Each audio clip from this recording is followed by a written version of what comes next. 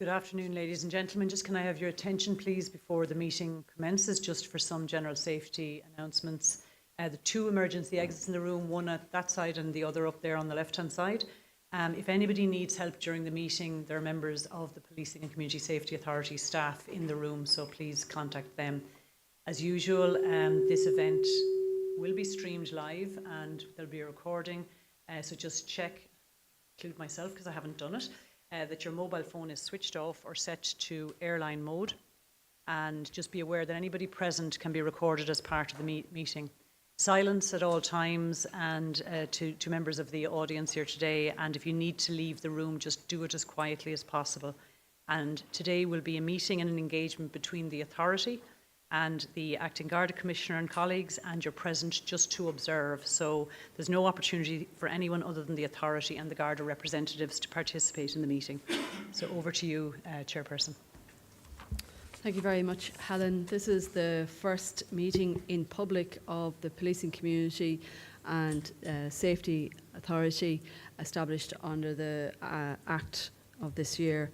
It's also another chapter in the independent oversight of policing that's carried out on behalf of the public, and we very much look forward to constructively working with An Garda Síochána, along with having the same joint ambition to constantly improve the policing service provided to the public and to ensure to meet the needs of the community in all its diversity. Sadly, today is our first public meeting, and it is my duty as Chair to formally acknowledge the passing of Garda Kevin Flatley, and I would ask everybody to stand if they're able to, and we will now have a minute's silence.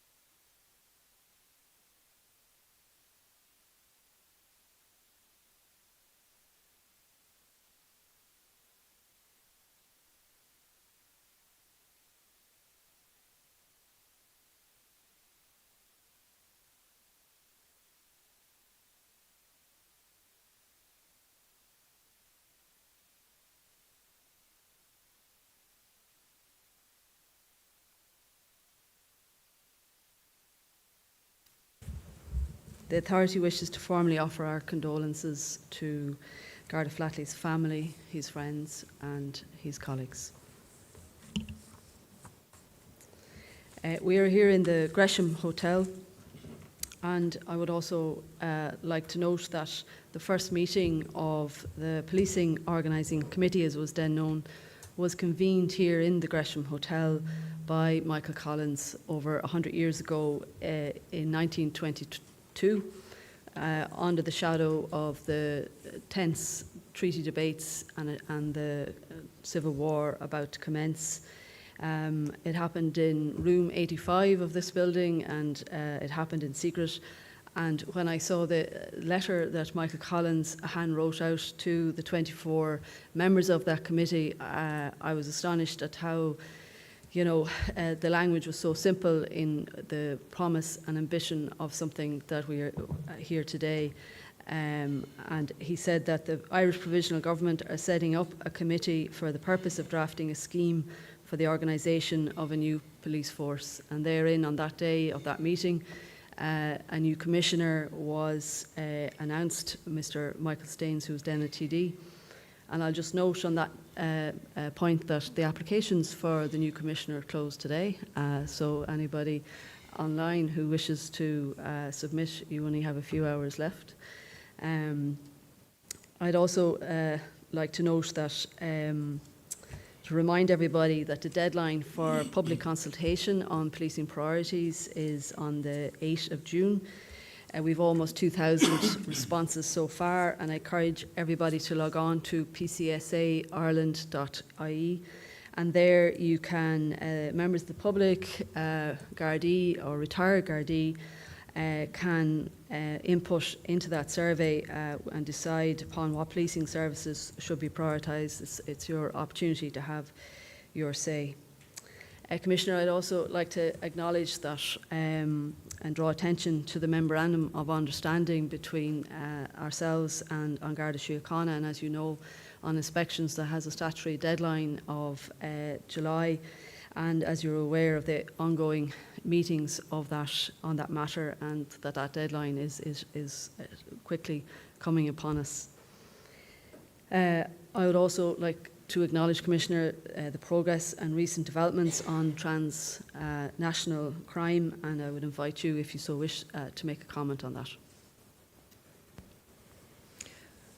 Well, as you know, there is a live, ongoing extradition operation, and so I'm constrained in what I can say. However, I do want to acknowledge that this is another significant development in our ongoing work with international law enforcement partners to disrupt and dismantle transnational organized crime gangs. This work has involved extensive meetings by senior Garda officers here and abroad with international law enforcement partners, as well as highly detailed and intricate investigative work with those partners. This has been supported by our network of Garda liaison officers stationed in key locations abroad. This work is not possible without the assistance of the Department of Justice, the Department of Foreign Affairs, and the DPP. I want to particularly thank the Ministry of Justice at a judicial level in the United Arab Emirates, and our police-to-police cooperation globally is critical to the dismantling of organized crime. Transnational organized crime gangs cause misery to communities not only in Ireland but throughout the world. They engage in murder, human trafficking, and drug dealing.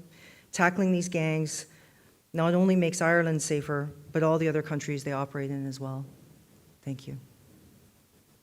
Thank you. And we'd also like to use this opportunity to remember all those who have lost their lives on Irish roads, and in particular the number of tragic fatal incidents that have occurred over recent weeks, and the thoughts of the authority, and I'm sure everybody in this room is with the member in Finglas who was seriously injured last night. And roads policing is an item that we will continue to engage with, and your team as a critical element of keeping people safe. And if you wish to make any comment on roads policing or on that, we'd appreciate that. Thank you. I want to particularly thank you for the moment of silence we had for Garda Flatley.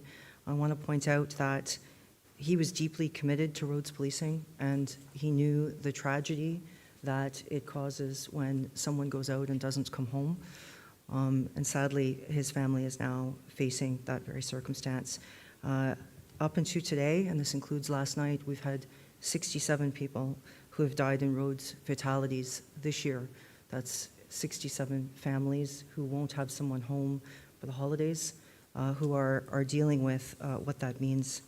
For us in Garda Síochána, we have focused our efforts on enforcement, and certainly over the last year, enforcement is up for a range of reasons, and I won't get into many of them right now, other than to note that we have our 30-minute roads policing, so all frontline units are engaging in enforcement, as well as our roads policing units.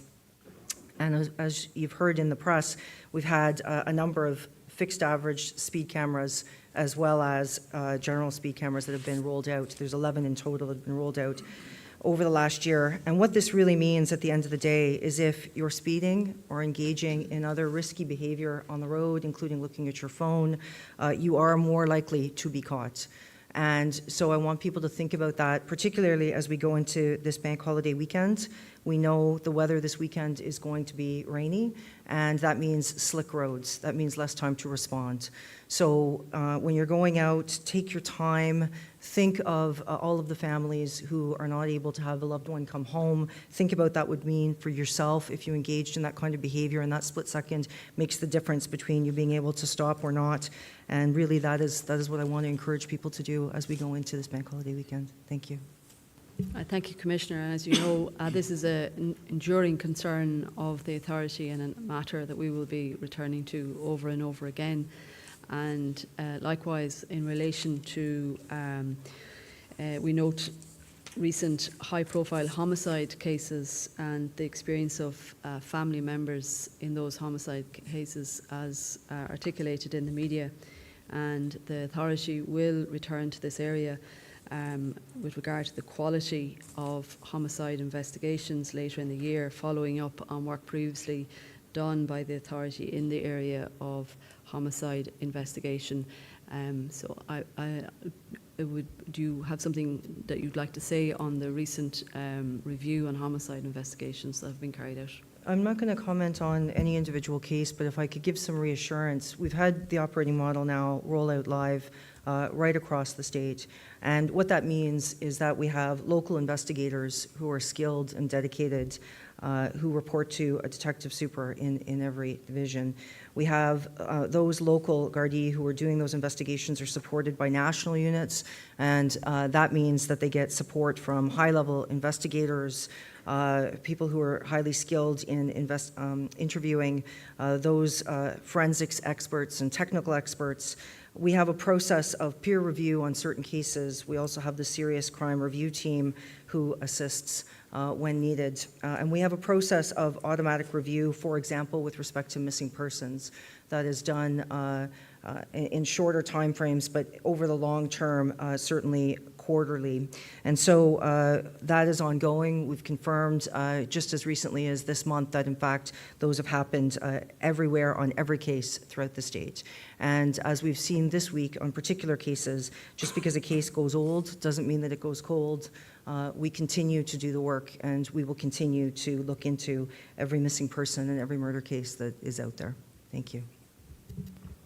Thank you, Commissioner. There are 3 items on today's agenda: policing services for our community. The second item is the policing service provided to children, and the third item is conduct and discipline. A brief introduction for our first speaker today on policing services for our community is Mick Feehan, who's here on my left. Mick was the former Assistant Commissioner of the Dublin Metropolitan Region. He was also Assistant Commissioner for the Northern Region, and after his long career in Garda Síochána, he worked with the United Nations Office on Drugs and Crime, where Mick then focused on the development of police and community partnerships. So Mick Feehan is now going to lead on community policing services for our communities.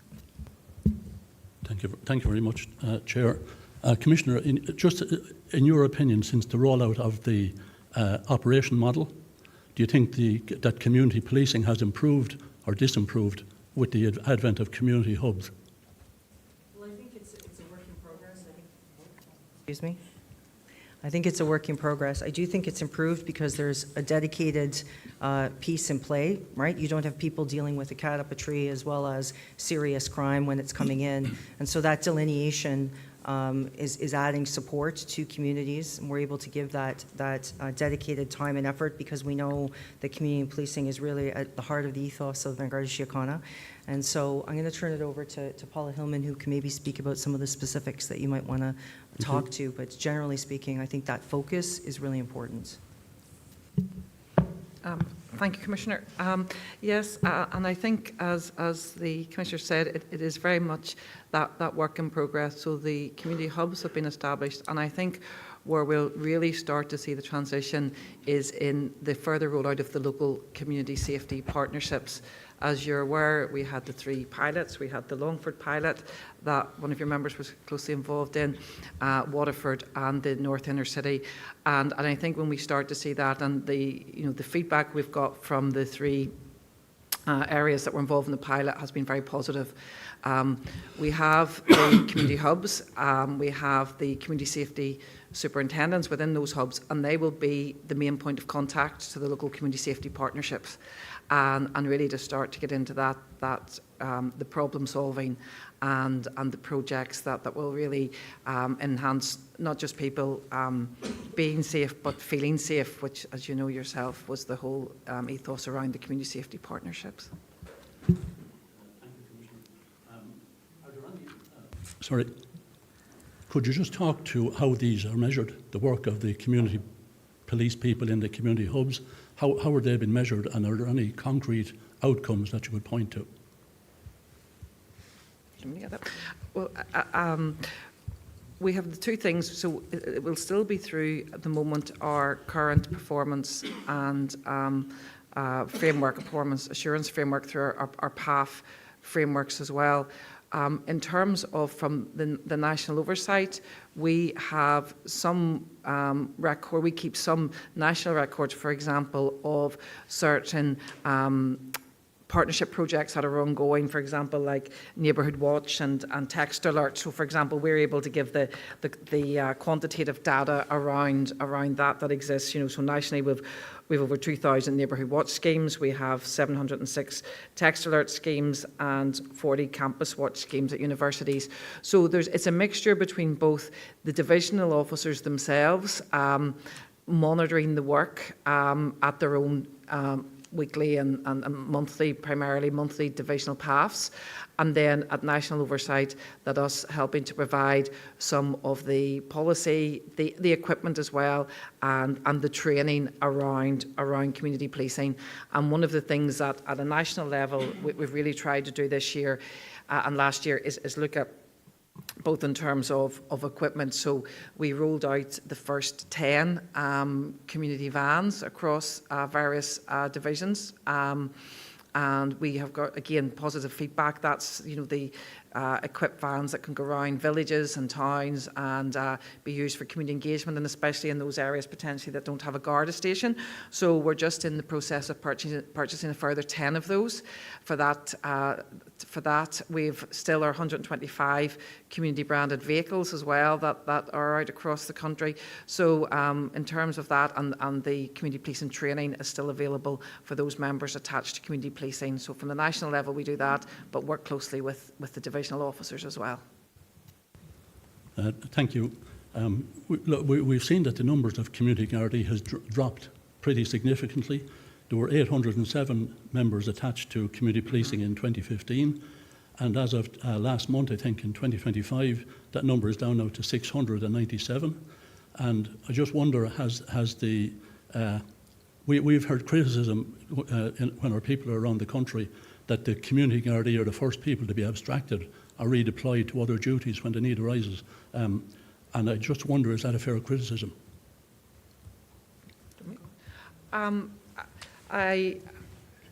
So in terms of numbers as well, yes, so the numbers of community Gardaí sit with the divisional officer to allocate within their own respective division.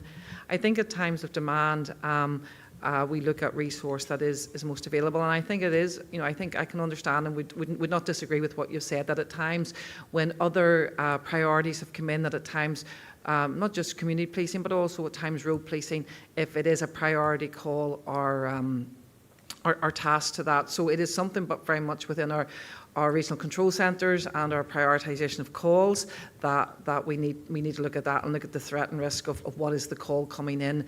But I think there is something about how we can look at going forward in terms of, like we do with roads policing, very much focusing on the equipment and the training. The same with community policing, that it is, we as you very well know, we police within a community policing ethos, but the specialism sits with community policing, and it is something that we want to do to ensure that those numbers we do have in community policing are equipped, have the equipment and the supportive training to carry that out.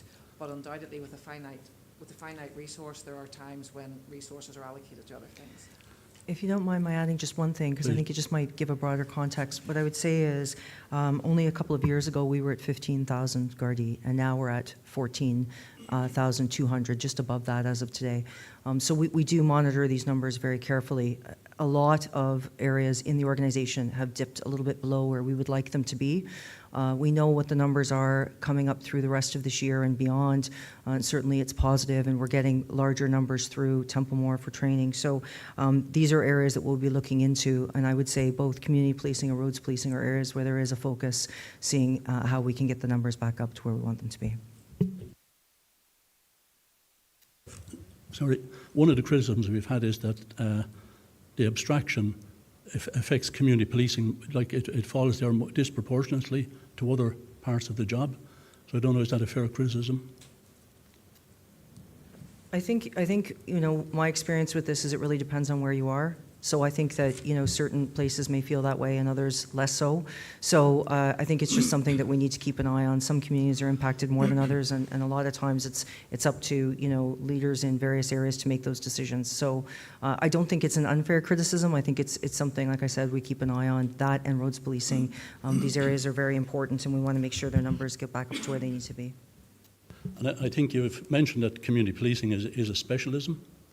And just wonder what training is given to community Gardaí who are deployed in that duty.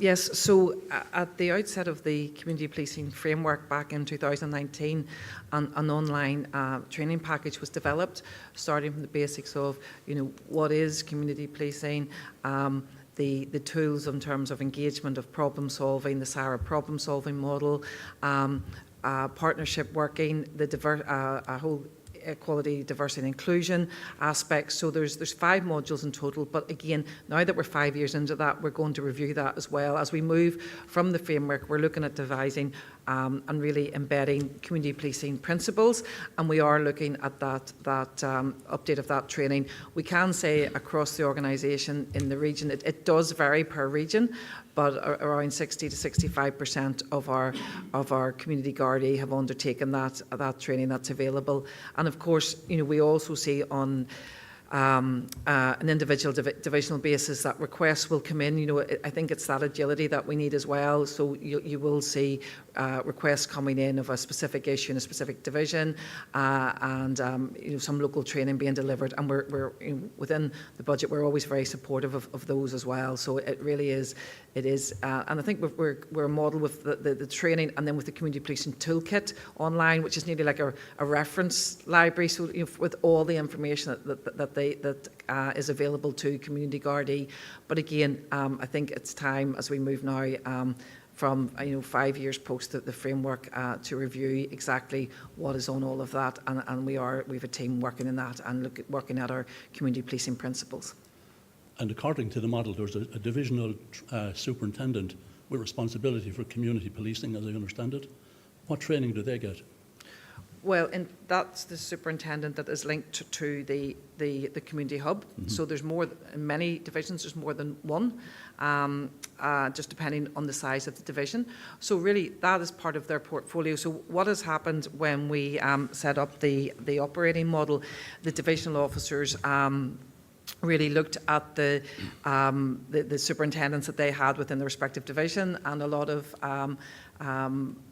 looking at what their previous work is, their skills, their experience to date. So as we set up the op model, the divisional officer allocated the superintendents to the various roles, whether that was PAFA, community engagement, or the crime superintendent.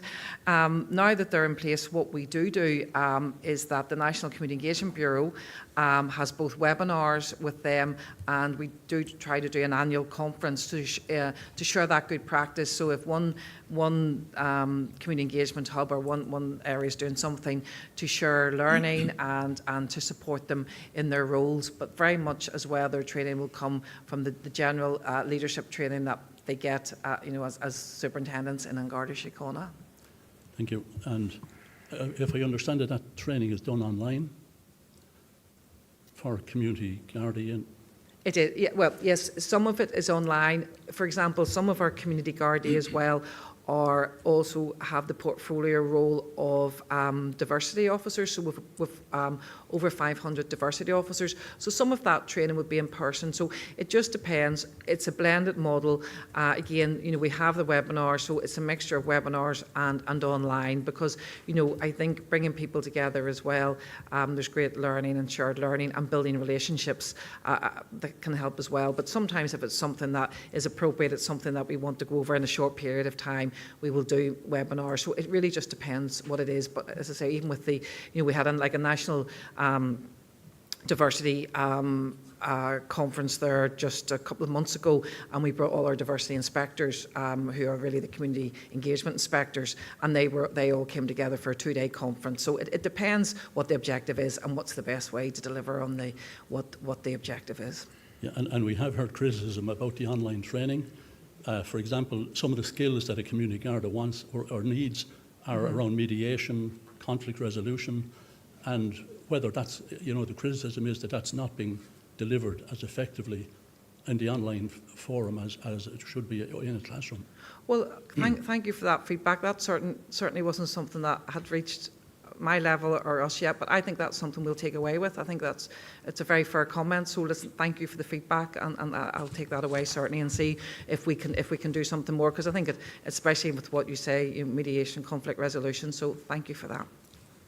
And a further criticism that we've heard is that there's insufficient communication between, say, the community policing people in their community policing hub and other areas such as crime in some of the divisions. And I just wonder, is there a danger of community policing becoming siloed, as from the other areas within the other hubs? Well, I think that's very much the structural and the leadership role of the divisional officer. I think it's like with everything in terms of both daily, weekly and monthly meetings, in terms of having the right people round the table, whether that's at the sergeant level of dealing with crime. And I think even when we looked at the community safety partnerships about why the superintendent is the local point of contact, they can equally bring many other members with them to community safety partnership meetings. But certainly I think it's certainly something that I think it's not the one size fits all. We have the 21 divisions now, and I think it really is very much about probably the style and tone of the divisional officer. But the whole idea of the up model is that specialism of having the crime functional area dealing with crime, and it is about relationship. It is undoubtedly having to work across, and maybe for some just that embedding in at the outset with any change programme is happening at a different stage than others. But undoubtedly, it is that internal collaborative working in every division that is required. Thank you. And just that we have had some concerns expressed to us over the last while that there are. And we've seen examples of really good practice in community policing in various parts of the country. But what's been said to us is that a lot of these examples are built on personal relationships at the front line. So maybe with a community guard, a community sergeant. Yeah. And the danger there is that in the absence of policy, that if that sergeant or guard moves on, promoted 100%. Or whatever, that the whole thing can collapse. So I just wonder how much discretion is given to local Garda management in establishing initiatives like that, and is there a risk that these might collapse, as I just said there? Well, I think 100%. I think a lot of the relationships you see and a lot of work that happens is both on that individual and people know each other and building trust. I think what we need to do as well as an organisation, and you said yourself, is the policy and the background. And I think that, so regardless of who's in that role, we have good structures, and that is what the national team are doing, that they are finalising both a policy and procedure document and also the community policing principles. So there's 100% discretion. I think that's the whole, and that's why I think, the idea of the community policing principles rather than a total framework, because what works in North East Inner City, the principles can still apply, but it won't look exactly the same down in Kerry. And how the divisional officer can apply that, there is great support that they have the agility to do what is required in their division. And I think it's back to what I said earlier. It's how how we capture that on the national level to show here's a good example of problem solving or a community event. I'm just back from a road safety event in Kerry this morning, a really exceptional event. So how can we use that? Now, it was set up by the Kerry Road Safety Officer, but there's a lot of Garda involvement in it as well. And how we can share that so that any of the other local authority and divisions can do that. So I think that is important, and that's what we have. It's part of the community policing toolkit does have a section on here are examples of some work that's ongoing in a certain area. If you'd like to do something similar, contact sergeant and whatever, the guard, whatever their name is. So yeah, I think that's what our role and the National Community Engagement Bureau really working to really develop that further, that information, those examples, and actually either the equipment and the training is available that they can do that. So I think it's a very, very fair comment. If I could just say a couple of things. I think we have to be careful because we actually don't want it to be too prescriptive because, of course, what would work, in downtown Dublin, in the North Inner City, as Paul has mentioned, may not work in rural areas. But a lot of the things that you're bringing forward really speak to management. If you know someone's going to be leaving and there's relationships there, what are we doing then at that local level to ensure that it's not just built on that relationship and that you can bring other people into that mix? Same with respect to having superintendents who are dedicated to community policing. It's not about being siloed. It's actually about having the opportunity to really give it the focus that it's required. But what I think is important about the conversation we're having today is just the fact that the last operating model only went live on the 11th of May. So we know that it's not working exactly in the same way in one place versus another. Some places are brand new. Others have been in place for quite a while. So we are starting a review to look at where best practices and how that can be rolled out across the country. So what would good practice look like? Sorry. I'm just looking for any concrete outcomes that you might have whereby you can say, this works, that doesn't work in various areas. Well, we look at a whole host of factors, and we do look at a host of factors, and of course, we have data around, community sentiment, how people feel in communities. We think that's really important, and that would be a part of what best looks like. We have other pieces with respect to low level or volume crime, right? In terms of, what's happening in various communities and what does that look like? Because all of those things fall under, community safety. So those are some of the key things that we look at that are quite tangible in terms of what's working and what's not. And Assistant Commissioner Hillman talked about the community policing framework, but I understand that's been paused. I just wonder why was that and where is it at now? I'm not sure it's actually been paused. I mean, we have, what we have done is there are certain pillars of it. Like the customer relationship management aspect is still to be delivered under our Regional Control Centre, under our Garda Safe programme.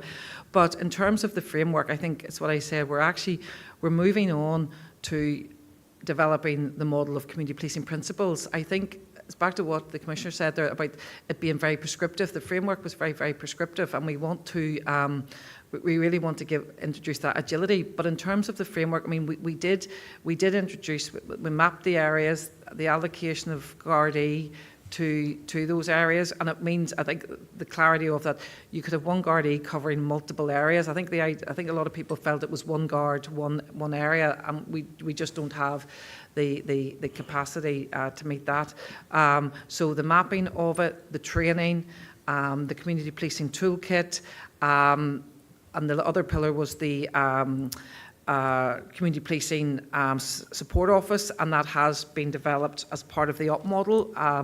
So really all of the pillars, with the exception of the customer relationship management pillar, which is being taken forward as part of the Garda Safe project, really were delivered. But I think because now of, it is 6 years, so now I think we're ready to look at what were the benefit, what was good, what do we need to develop, and how do we move on? And that's what we're doing. So we actually have a draft of a policy on community policing principles, and that's the sort of space that we're going to move into. And you mentioned as well the community safety partnerships being piloted in 3 different areas. I just wonder what learnings have you had from the pilots up to now? Well, I think we've had great learning. We've fed back our experiences to the Department of Justice as well. From the first one went live in Longford, which I think, and then Waterford and North Inner City.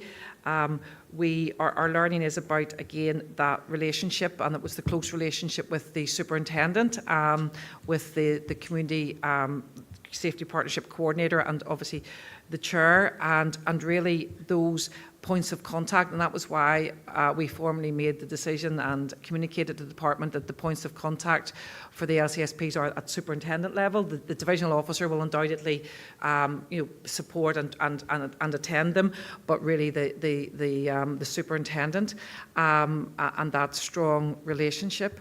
Our learning as well, and what we did. So then we had, in anticipation of the full rollout, we had a day with all our community engagement superintendents in November, and we had speakers from because Longford went live first, and they really are a model of good practice.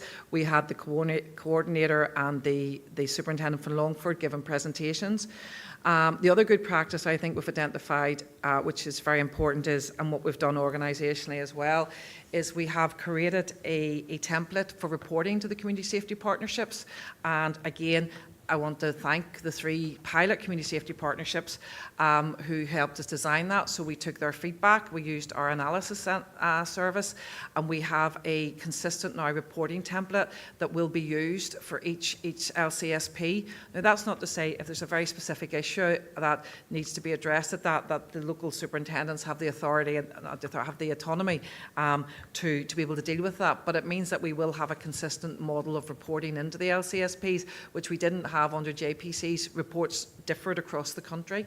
So we've used that model of good practice, and we got really positive feedback. And it took quite a number of meetings and feedback for us to design it. So I think that's helpful as well, and for going forward. But definitely it was. I think that in terms of the LCSPs, the recruitment of people who are really enthusiastic about the work, and then us identifying our points of contact at superintendent, inspector, sergeant and guard level, and there's great work we can see, at times of year that they're doing things around Halloween, they're doing things around Christmas, and just there's really, really positive feedback from our 3. They were very different, and that's obviously why they were chosen, this inner city, the county town, the rural area, and but really, really, we've had really positive feedback from all 3 pilots.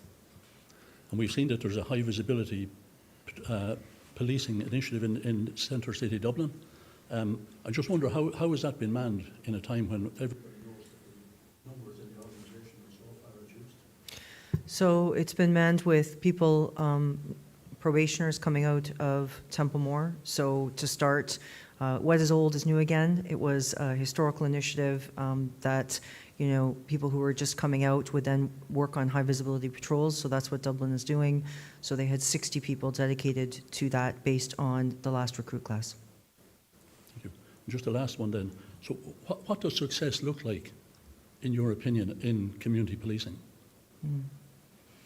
I mean, we could talk about, a number of KPIs with respect to crime, disorder, et cetera, but I actually think the key thing to look at is how communities feel, the feedback that we get from communities. And I'll just give you an example. We just talked a little bit about the high visibility patrols.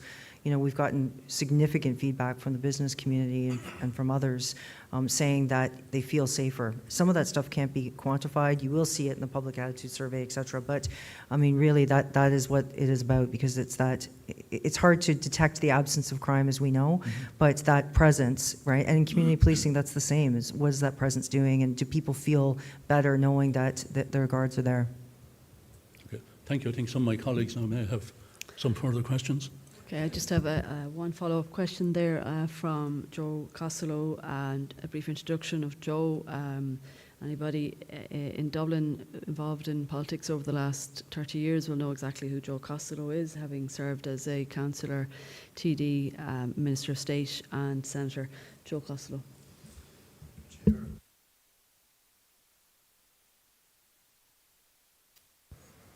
Necessary. Thank you, Chair, and you're all very welcome indeed.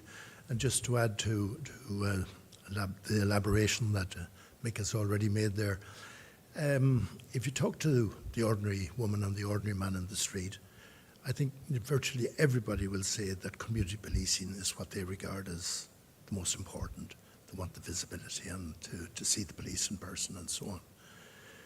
And yet it would seem, in terms of structure, in terms of policies, in terms of promotion, in terms of numbers, that community policing is very much the Cinderella of the force. So perhaps you might respond to that. I'm sorry, I don't understand the analogy of the Cinderella. That it's not taken nearly as seriously as it might be in the overall Garda perspective of things. That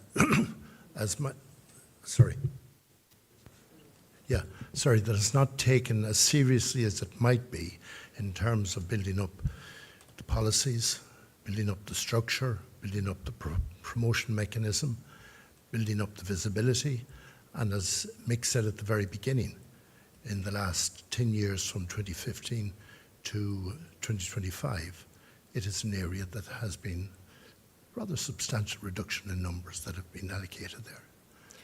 Well, I wouldn't agree with that. I mean, first of all, it's not just one area. I would argue that, for example, when you talk about high visibility patrols, that is community policing. They're not included in these numbers, right? So you're talking about people who work in specific areas, but every guard performs community policing functions in some way. When you have roads policing units out there doing, road stops and checks, checkpoints, etc., that's part of community policing. And I actually think it's very much a part of the ethos of the organization. When you look at things like policy, I mean, we just had a new bill come in before on the 2nd of April, so some of this pivots off that. We have new structures that are coming in place that are going to take time to bed in. But I would say if you look at it as only a specialist and say just this policy or just this piece is what matters, I think it's actually much bigger than that. And I think every guard would proudly tell you that they have a role to play in community policing and they take it very seriously. And from that basis, I would say it's absolutely pivotal.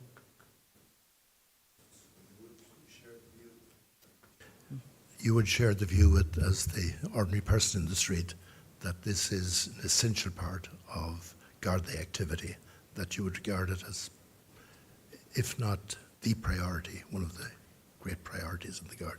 I would. And I would say that even, when you're at a match and you see a guard there, they might be there on a day off, but they're working that match, and that engagement, that's all part of community policing. It's not just those that are in a specific role. I think that's one of the reasons why, there's always an interest in we need more guards. It's because of that ethos. That's so important. Okay, thank you. It's a matter we'll return to, and I guess from the authorities' perspective, if everyone's a community police officer, then no one is a community police officer, because it has, as Mr. Costello outlined and Mick Fian outlined, specific skills and requirements that require dedication and duty that is particular to building up trust in areas. I'm going to introduce now Miss Nessa Lynch, who is an academic at the School of Law in University College Cork, who specialises in law and technology. She spent most of her career in New Zealand, and where she held senior leadership position in New Zealand policing, including the Royal New Zealand Police College and Training. And Nessa Lynch is now going to speak today on policing service for children. Thanks so much, Chair. Good afternoon, Commissioner. So just to frame my questions, Gardaí deliver policing services to children in a vast range of circumstances, from youth awards and school visits to homicide investigations, and obviously we saw 2 teenagers sentenced earlier in the week for their part in a murder. And we discussed this a little at last month's meeting, where we talked about the small group of children that are simultaneously our most challenging and our most vulnerable. And the previous authority had recommended an organisational strategy or plan be developed to provide this coherent and principled policing service to children.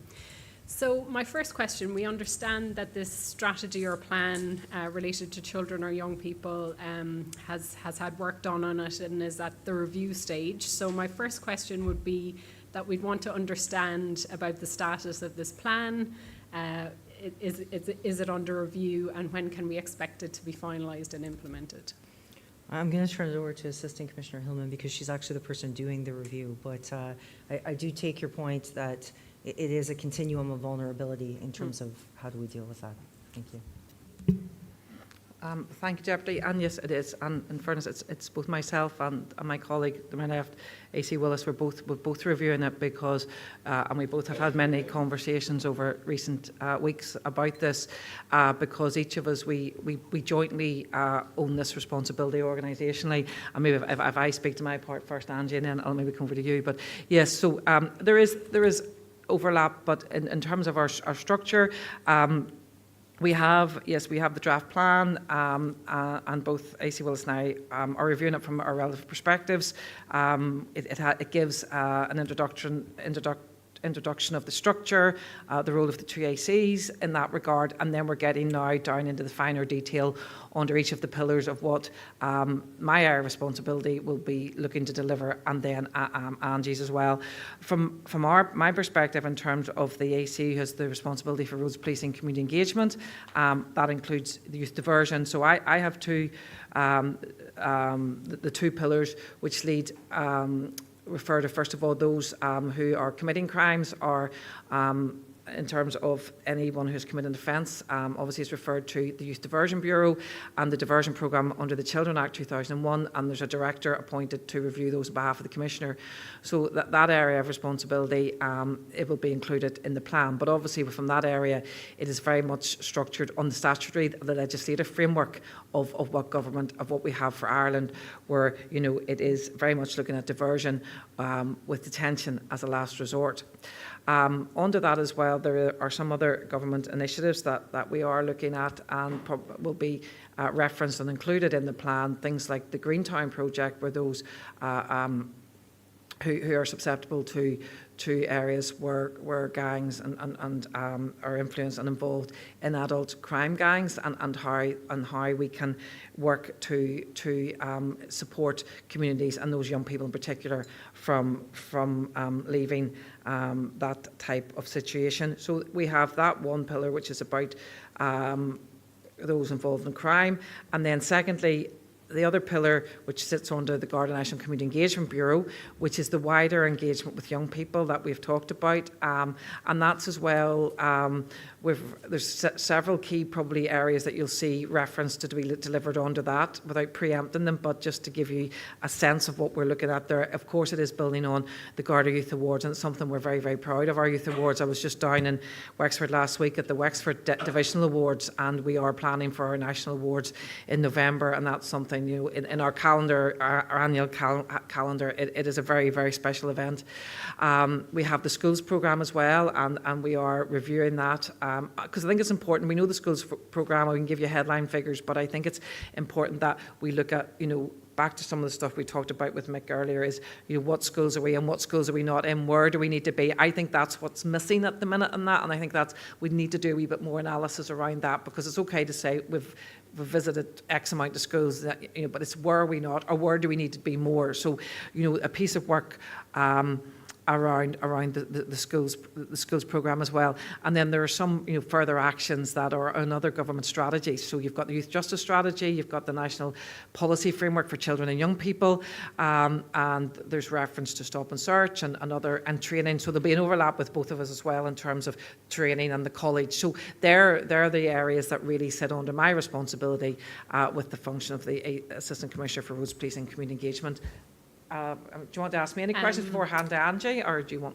Well, I suppose my question was around, you know, thankfully most of our children and young people don't come to notice for offending, and if they do, it's minor, yes, thankfully. But and perhaps this might be a question for AC Willis, but what about the, you know, the small but prevalent number of children who are involved possibly in serious and organised crime? So do they fit into this strategy as well?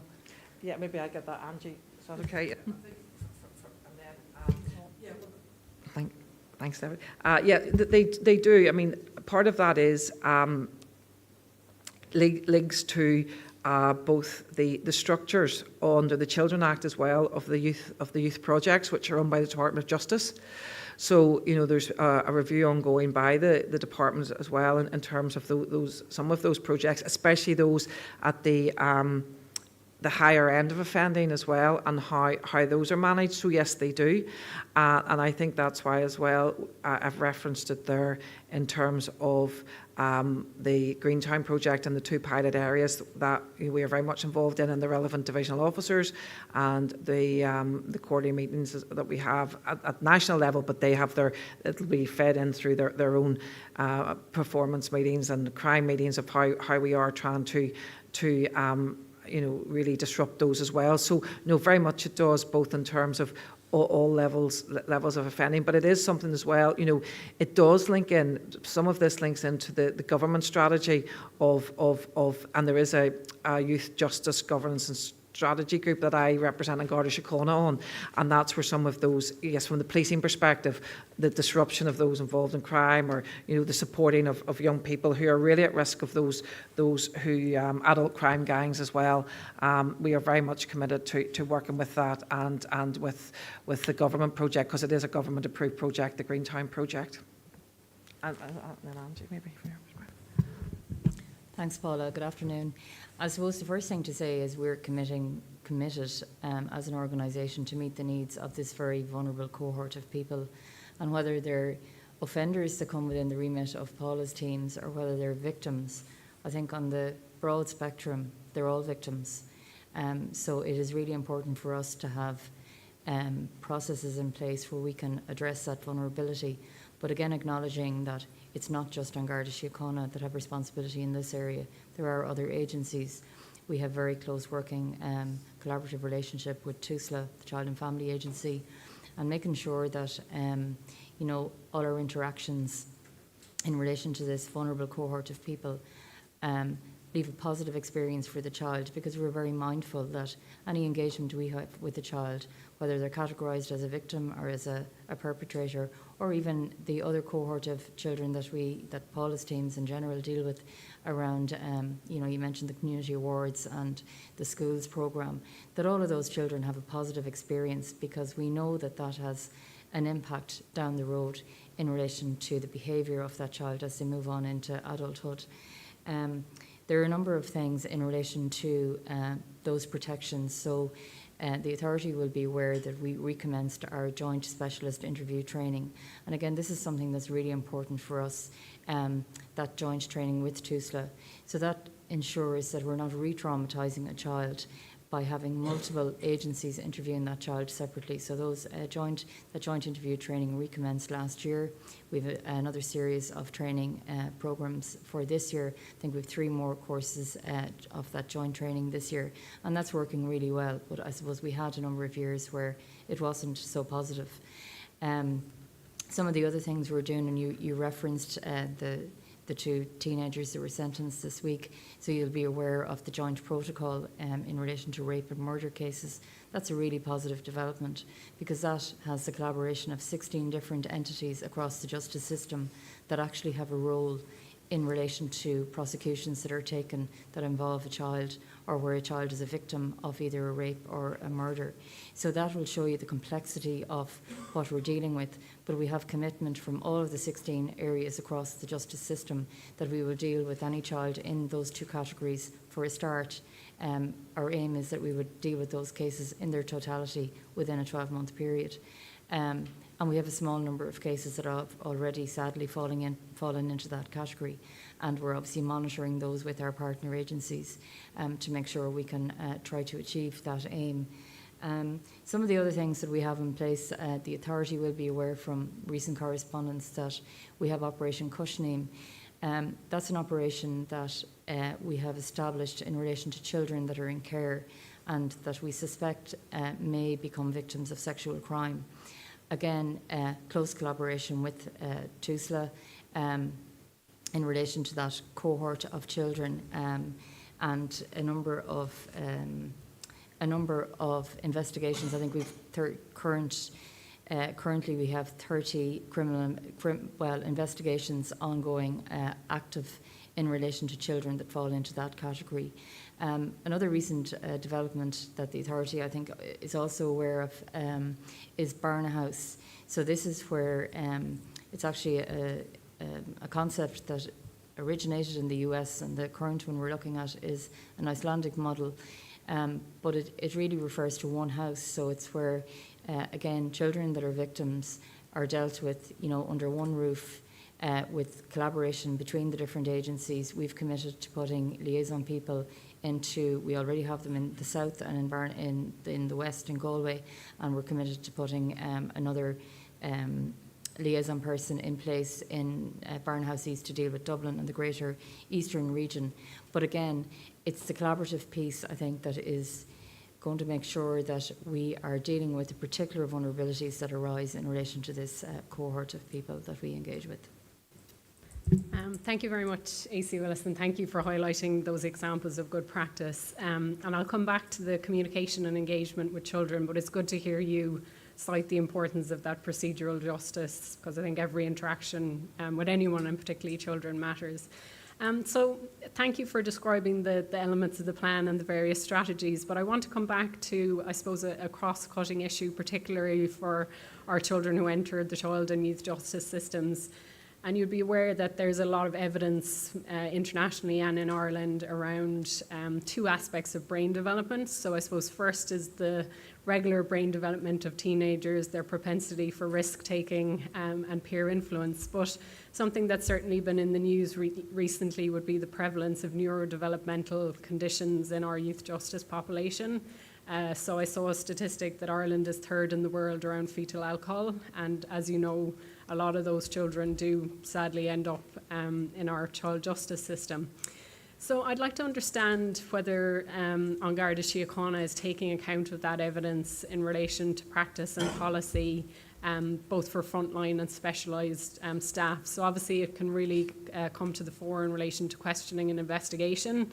We've seen many instances around the world of unsafe convictions in that regard. But just to see whether this evidence is filtering down into practice and what any response or plans might be.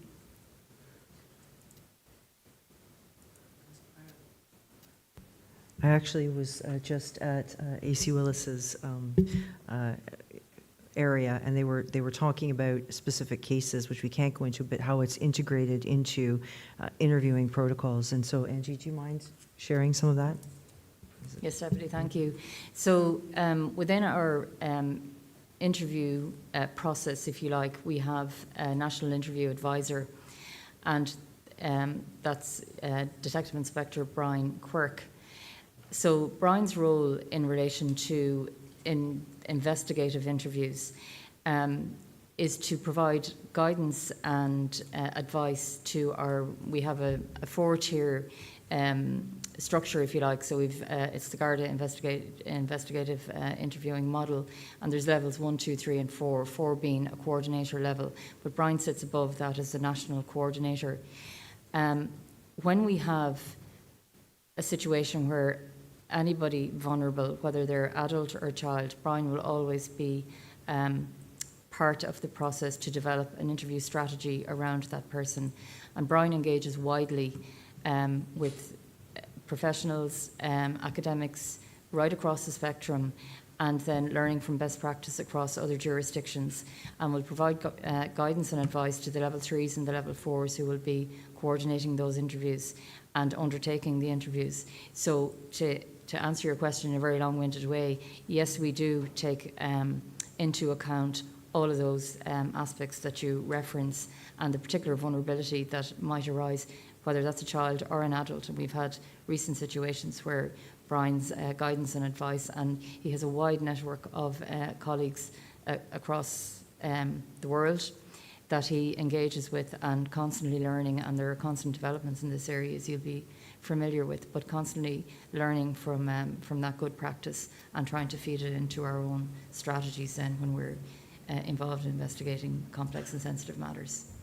Thank you. So thank you for that illustration of the evidence in relation to investigative interviewing. But I'm wondering more broadly, my frontline Garda, do they get any awareness or training in relation to children's brain development or kind of the prevalence of those conditions, because they can really manifest in terms of inability of a child or young person to understand conditions, or obviously manifest in defiant behaviour. Obviously there are some children that are just defiant, but children with these conditions can often display that behaviour when it's a lack of understanding is the issue. Yeah, so as part of the foundation training in the Garda College, there would be instruction or guidance or classes in relation to vulnerability generally, possibly not specifically around child brain development. However,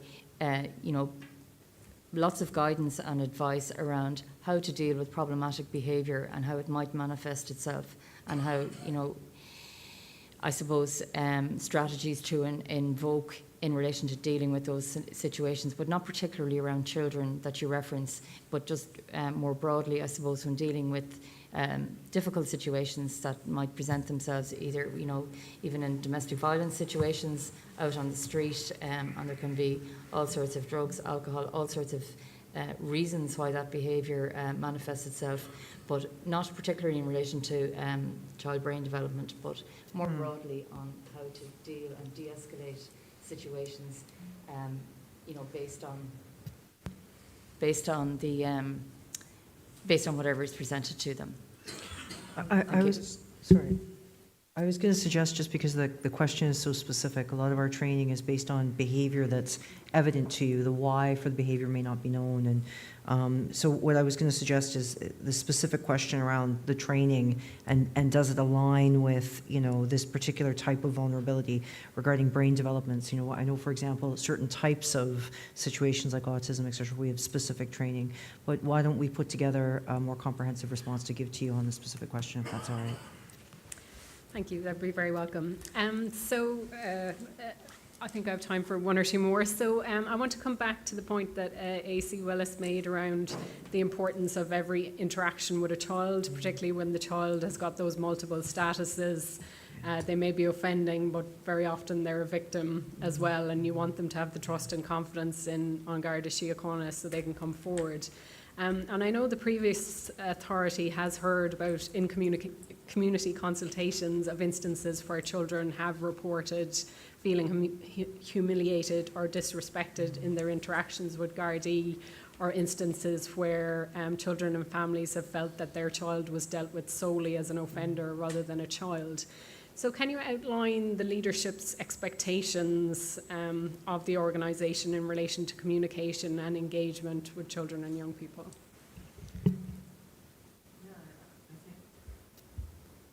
The expectation is fairly clear. Nothing grows in the shadow of shame, and children are dealing with all kinds of vulnerabilities, first and foremost by the fact that they are young and they are developing. And we know that, in fact, a lot of times when people are offending, it is because they've experienced trauma, secondary trauma, a whole variety of things that are happening in their life. It's difficult because we may not know the whys in the background, but certainly when we talk about dealing with people in a way that is respectful and encouraging and supportive, and sometimes that's very difficult depending on the behaviors that are in front of you, right? But certainly we would be expecting that level of professionalism and just a general understanding of vulnerability. And I think, most people have children in their lives, so it really is that simple example you hear quite commonly quoted around just treating young people in the way that you would want someone that you loved in your life who was a young person to be treated. These situations are complex, but the vulnerability piece is really critical to the importance of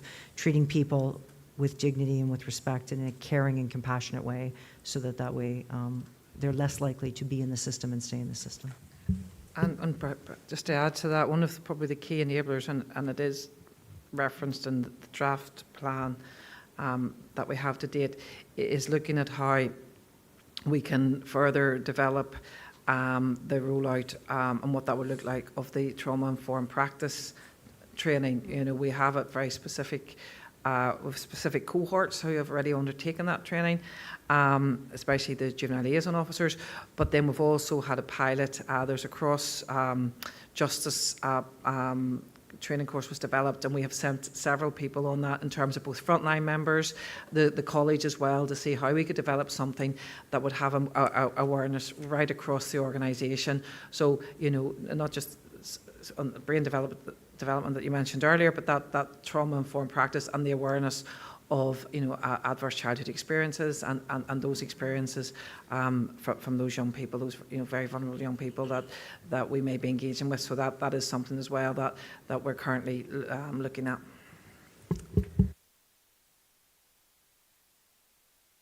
Last question. So we had a reference earlier to some of the innovations and measures that are being put in place in relation to delay, because as we know, delay weighs heavy on in any case, but particularly when we've got cases, as they so often are, with child perpetrators and child victims, and particularly the risk of the child aging out by the time things have come to formal resolution.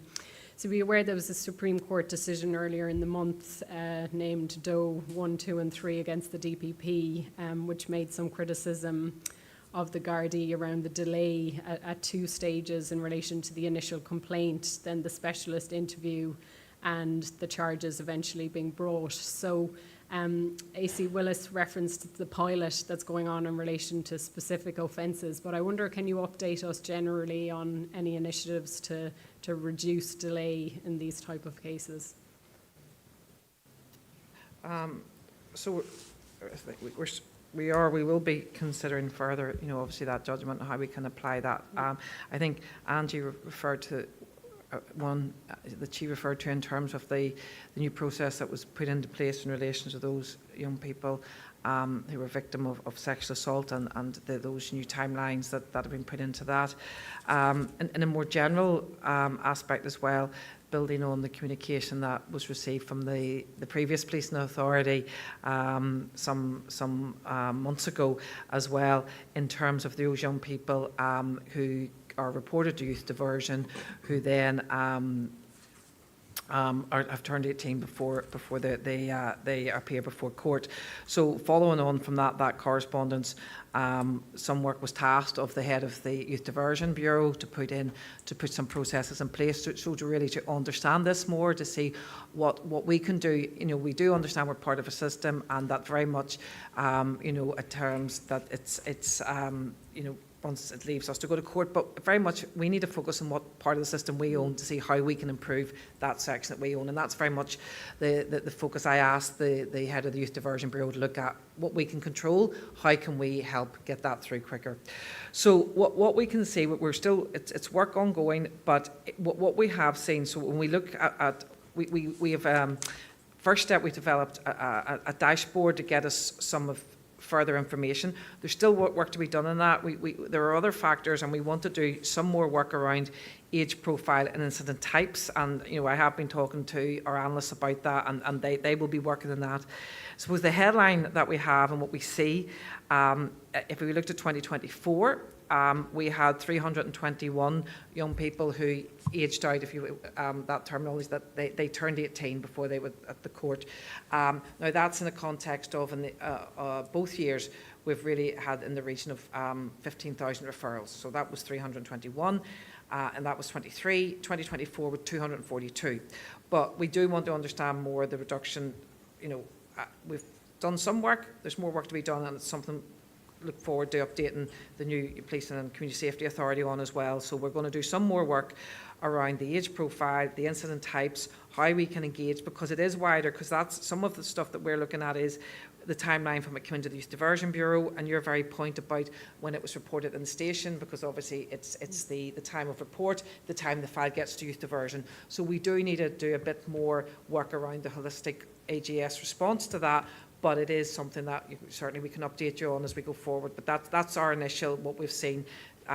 You know, is the decrease all to do with the initial? I wouldn't want the initial work we put in place. I wouldn't want to say that yet. I think I would like to do a bit more work around it, but it is very much, that's what we've seen. So 224 in 24. But you know, we want to work to reduce. It is really important. Now, obviously, if unfortunately a young person commits an offence a week before their 18th birthday, you know, the pragmatism of that would make it difficult, but certainly learning from the cases where we do, especially, and one of the things we want to look at if, especially for those who are committing, you know, an offence at 16, you know, we want to get that through. So. If I could just share Thank you very much. two very quick things, just because I think it might help that overall answer. I think we're possibly. Oh, I'm sorry. No, Yeah. Commissioner, work away. Yeah, or do you want to- We did, and this has been historical, and we've had other discussions. We've had historical discussions with the authority previously around two areas where there is significant improvement. We're not quite where we want to be, but one is the specialist interview training, and that is something you referenced. So definitely that was a contributing factor. And then the other one is the sharing of information with TUSLA, which again, improvements are quite significant in that area. So those are just two things to bear in mind. Thank you. Thank you very much. I better close off now, but you know, in closing, to say we're really looking forward to seeing this children's plan. So when can we expect it? Where are we now? May. We will aim, I think, to have it really before. We're going to say Q2 might be ambitious, Angie, but we'll say June or July. What do you think? I think, yeah, we had said Q1, and I know for the authority we had said Q1. The draft had come in, and both myself and AC Willis had reviewed it, and we felt that while it was a very good, you know, first plan for us, that both Angie and myself wanted to do that bit more work. So look, we will give it our focus. You know, realistically, I think we'll be able to. The mic's keeping off. You have our commitment that we're personally looking at this ourselves. We've been having many discussions, and we will aim for the end of July. Fantastic. Look forward. Thank you, AC Hillman. That kind of, in your contribution, it stretched from June authority meeting to the end of July, but we look forward to having the children's plan to review at our meeting in the end of July. Thank you, Chair. Our next speaker today is Mr. Tony O'Brien, to my right. Tony is a former Director General of the Health Executive Authority, and he's currently an adjunct associate professor of the School of Medicine at Trinity College Dublin, and was recently appointed as chair of the Peter McVerry Trust. Tony has requested, and the authority agreed, that we actually rename this section to reflect the change in the regulations. And so Tony is now going to speak on conduct and discipline and individual performance management. Thanks very much, Chair, and good afternoon, Commissioner and colleagues. So as you know, this has been a broad area of enduring interest for the former authority, and it's going to be one for this new authority as well. But we do note that in the streamlining of the monthly report from the Commissioner, some of the data that was historically provided in relation to this has dropped off, and we will have an ongoing requirement for that kind of information. So if you could take that away, we'd appreciate that. So I'm really conscious that this is a time of significant change in this area, with the new legislation bringing into place new regulations around performance, conduct and standards of professional behaviour. So anything new brings its own challenges, but you also have the additional challenge that that's prospective, and you'll still be managing cases under the old regulations. So I think we'd be interested in hearing your perspective on both the challenges and the opportunities that these new regulations bring, and the level of preparedness that you have for them. Thank you. Yes, absolutely. We're running two systems at the same time, and with that, I'm going to turn it over to Deputy Kelly. Thank you, Shawna. Good afternoon, everybody. Just maybe a few remarks around the new legislation. So firstly, I think as everybody knows, the vast majority of members of Garda Síochána are completely law-abiding, professional and ethical, both on and off duty. But for those who are not, as you rightly pointed out, we've two systems. We've the Garda Síochána Act 2005, and we've obviously the new legislation. So, and again, as you've rightly identified, that is a challenge for us at the moment, because we're going to have this dual system. Obviously, with the passage of time, matters that are dealt with under the 2005 Act will come to an end, but that's going to be a number of years. So with the enactment on the 2nd of April, it's led to the introduction of conduct regulations and performance regulations. So we were faced with a position just before enactment where we received the regulations in pretty short time before enactment. So this led us to the position where we had to put a significant amount of work in a short period of time to develop our policy and procedure in this area. And what we would usually do in this area is we would enact with Garda staff unions or Garda associations. We would share policy procedures. Unfortunately, in this situation, we just didn't have the time to do that.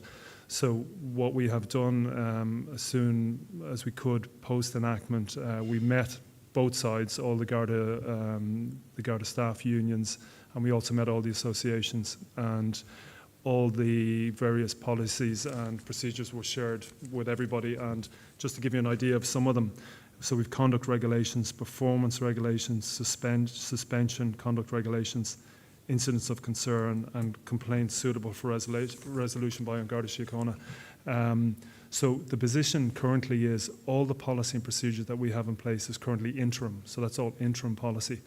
So what we've done is officially we've written to all the associations and all the unions, and we've asked for their feedback, and we've given them a period of time to do that, which is coming to an end quite soon.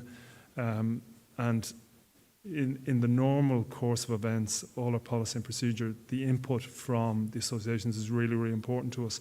And I note some members of some of the associations are here today, and I must say I'm glad to see them here at an authority meeting. But obviously in this situation we just could not do that. So we look forward to seeing the responses from the associations and on the unions, and we'll obviously have meetings following on from that. Just in relation to, I think, the area that you touched on around performance.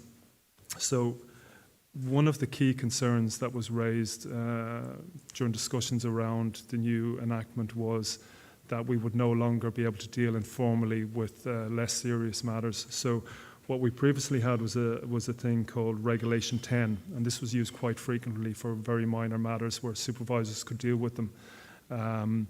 So the situation we're in now is there's a section 5.1 and it deals with minor conduct matters. So minor conduct or misbehaviour, so these are ones that they don't meet the definition of misconduct. They will now be dealt with under the section 5.1 and formally by a supervisor. He will deal with them with those ones. So we do still have that in place. So I think for us the key challenges were the two areas I've set out, the dual situation we have and the tight time that we had. And obviously we have not reached the position yet where we've had hearings or appeals. So they're obviously going to come down the line and they will bring all the challenges that we expect in relation to running a new system. The other area, of course, is in relation to the police ombudsman, FISRU. So we've set up a dedicated liaison officer to deal with FISRU, and our obligations in that area have changed considerably as well, and I'm sure you're familiar with some of them, but I suppose the key areas, previously we would refer all cases to the GSOC, the predecessor to FISRU, with death or serious harm. So now we continue to refer those, and interestingly, say sexual assault will now come in under that. They will all be referred to FISRU.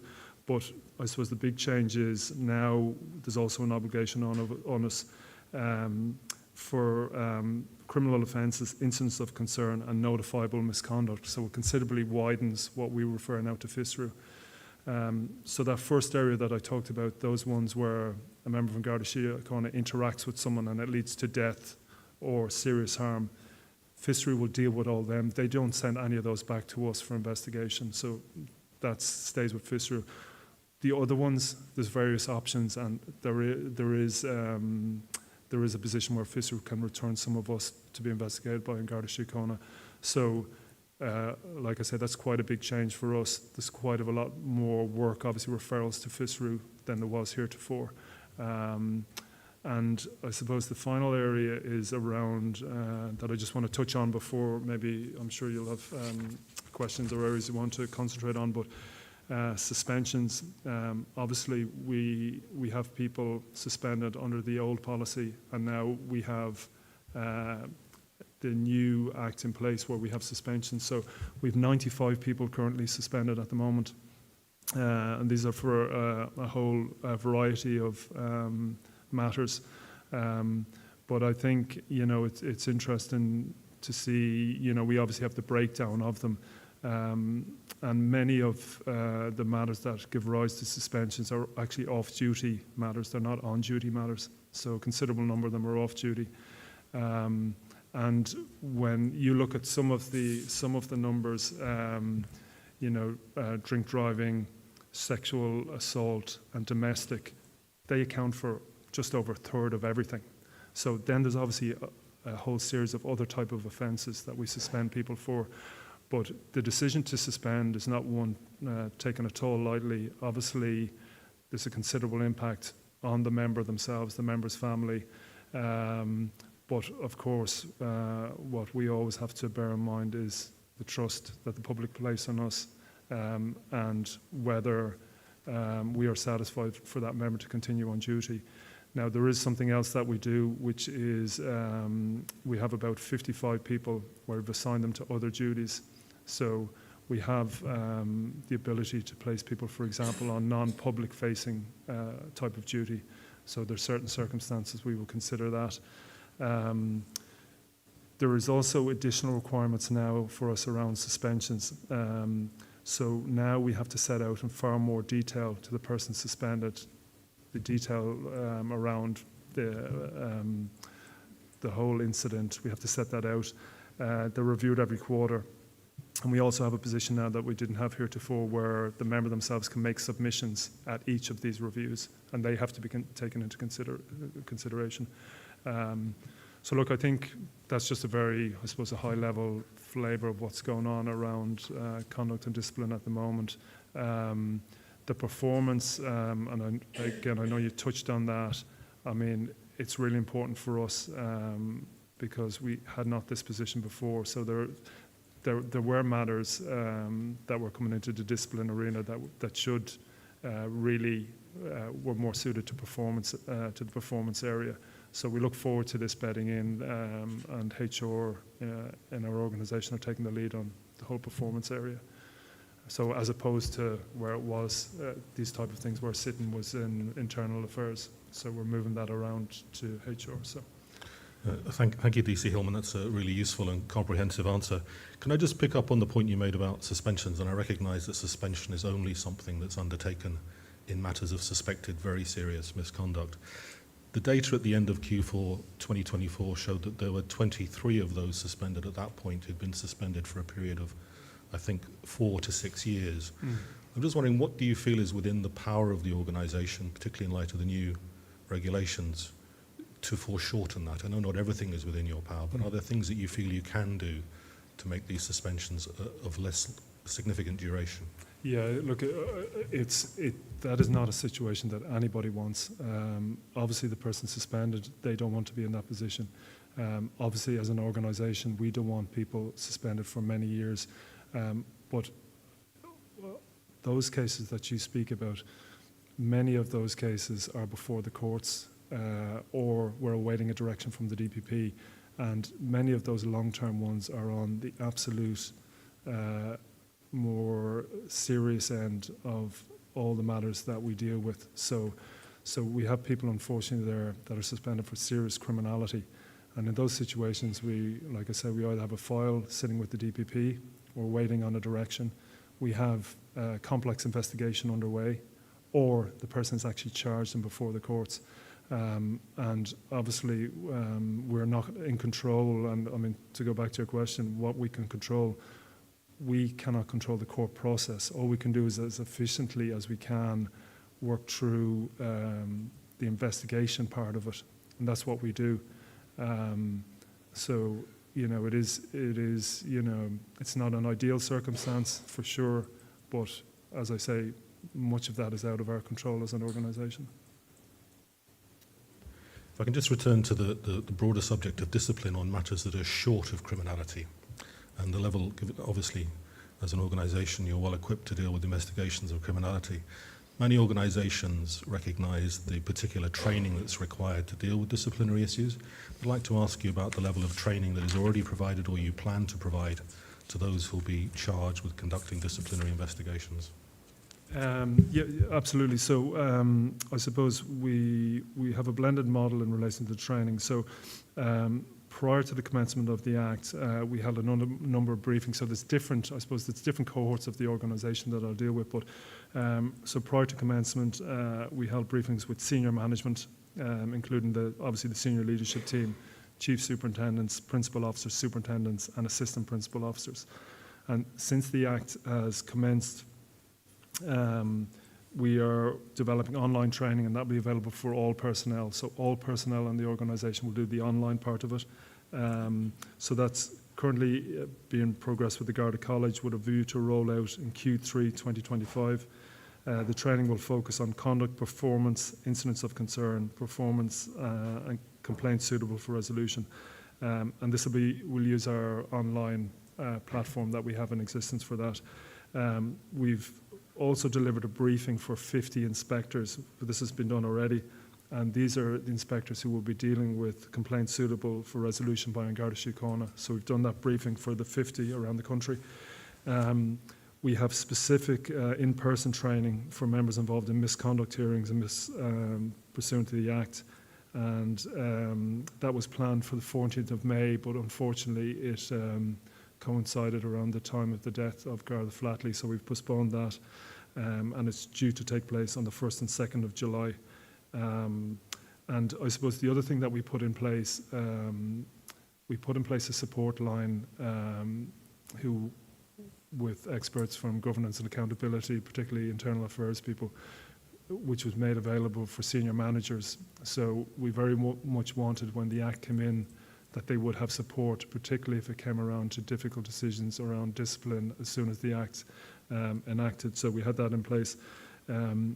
We also have on our internal portal, we have a series of FAQs around both performance and conduct for the benefit of members within the organisation. So I suppose that's the range of things we're doing, some done and we've some to come on. If I could just mention one thing that's somewhat obvious perhaps, but maybe needs to be said, it's just it all came about so quickly that the regs were being revised right up to the last minute. We would have liked to have had more comprehensive training prior to the Act going live. We weren't able to do so, so the suite of things that Justin's talking about is what was put in place because we were trying to support people as things were commencing. It happened quickly. Thank you. Thanks. Yes, I think we're very conscious of the timings around all of these changes that we've all experienced. Just to turn back to the issue of performance management and support, which you now have the opportunity to deal with outside of the formal disciplinary processes. So contemporary HR practice in most organisations recognises the opportunity to get the most out of your key resource, which is your people, through coaching, performance interventions and so on. So can you talk to us a little bit about how you hope to use that going forward from here? Yeah, look, your points are all really well made on that. And I think the position for us is at this stage, where our concentration lay was around the conduct and the discipline and the suspensions, getting that all across the line. As Shawna rightly pointed out, there was considerable pressure, time pressure in relation to that. So that's where most of our focus has been on this. The performance side of things absolutely is really important. And like I say, it's been dealt with by our HR. We have policies and procedures, but I think at this point we're probably not as advanced on that as we are on the conduct side, just with the speed of things in April. So I would say we have some work to do on that. And I think what might be useful for the authority, maybe if you wished at the next meeting, we could have Yvonne Cook here, the head of HR, and Ed O'Reilly, who've been working on all our performance measures and the plans in relation to that. And they'll certainly be able to give you far more information than I'll be able to do today. So that might be useful for you. Thank you for that offer. I think from our perspective, we'd suggest that this is actually quite a big cultural shift that you're about to go through, that requires a level of confidence on the part of those who are being performance supported, as well as those doing the performance management. And obviously there's learnings from other organisations that I'm sure you'll be looking to, because it's quite a big transition, I'm sure a very welcome transition. Thank you, Chair. Thank you, Tony. And I'd just like to acknowledge that The recent convictions of serving or recently retired Gardaí are due to the diligence of Gardaí who have helped secure those convictions against their colleagues. And often when we speak about conduct and discipline, we must also acknowledge that it is the Gardaí themselves who have brought, on many occasions, serving a recently retired Gardaí to account. Before I close this meeting, the CEO, Helen Hall, is just going to outline briefly the couple of actions that have come from this meeting. Thanks, Chairperson. And just to confirm, I only have 3 actions on my list, so please remind me if there's more that you'd like included. The first one is just to revert us with the revised community policing principles, which I think was discussed, Stacey Hillman, during your piece. The finalised children's plan probably by mid to late July, so that it can be considered at the July authority meeting, which would be great. And just lastly, just the arrangement for a briefing from the Executive Director of HR on the performance management that Deputy Commissioner Kelly referred to. We don't have a date on the community policing principles. Do you have a sense of that in terms of timing? We actually have a draft document. It hasn't been gone through internal governance for policy, but we can certainly look at it with a very clear caveat that it is the draft. It's not a lot. The principles of the framework are still the same. It's about partnership working, prevention, but rather than written as a framework, it's written as principles. But we can look at that. But there is a draft document.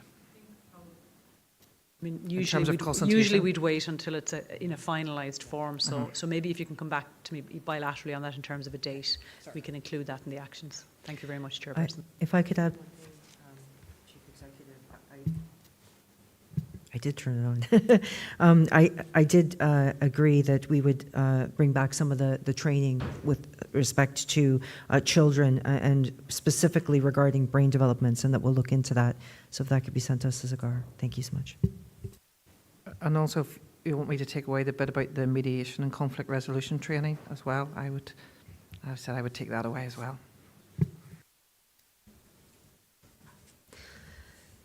The authority is pleasantly pleased that you've added to our list of actions from the meeting, and long may that continue. So just thank you very much all for your time, and we look forward to meeting you all again at our next authority meeting on the last Thursday of June, which is a private meeting, and then we will have a public meeting in July. So thank you very much to the authority members, and thank you very much to the Garda Leadership team. The meeting is now concluded.